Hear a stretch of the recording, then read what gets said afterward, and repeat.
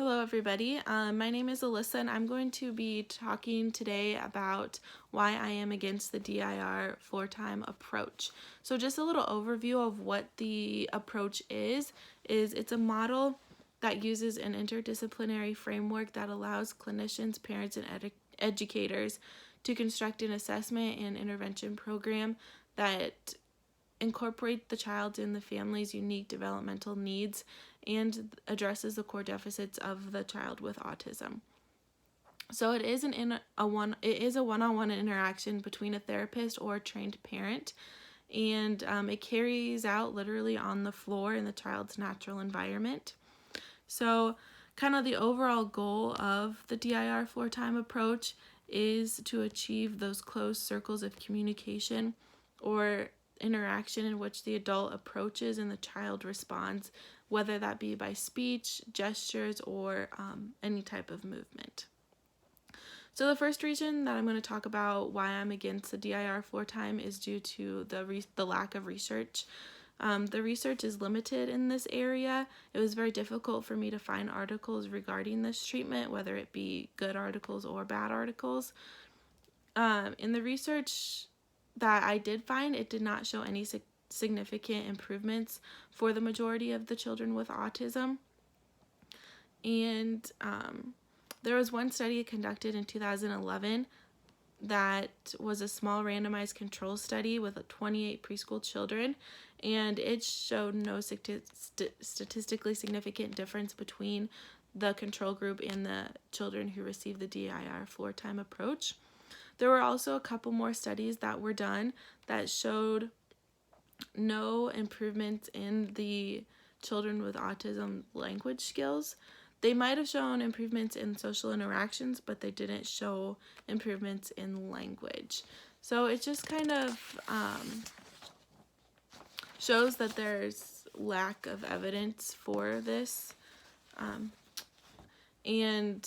The research that has been done has shown improvements in the social interactions, yes, but not on language, and the improvements have not been statistically significant.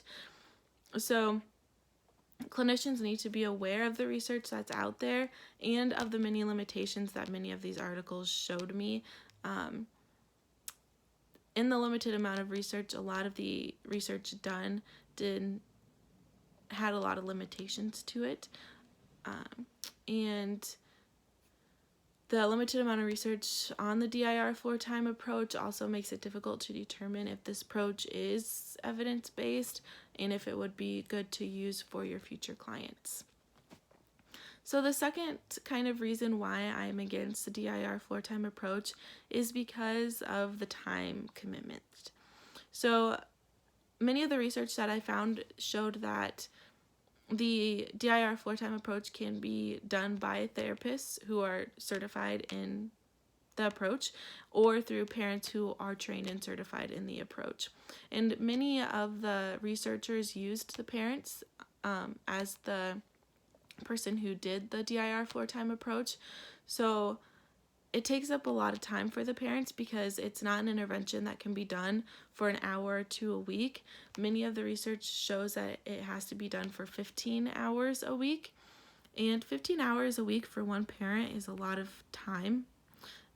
It's a very big time commitment for them, especially if they have other children who need other needs met, need extracurricular activities that they have to be taken to, and also if both of the parents are working, it's a very big time commitment that a lot of families don't really have the time for, and which can also kind of put a burden on the parents knowing that they don't have enough time to do this with their child. It can make them feel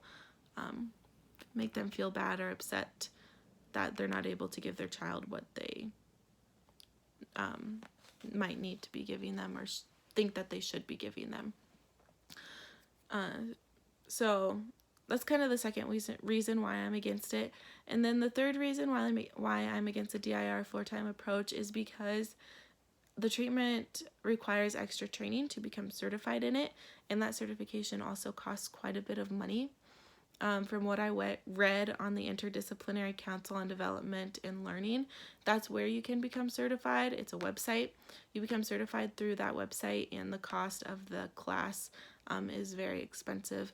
So it can take quite a while for both parents and speech language pathologists to become certified, and it costs a lot of money for them to become certified. So that might be a negative of why this approach might not be something speech language pathologists would use with children with autism. So those are the reasons why I'm against the DIR Floortime approach. Thank you.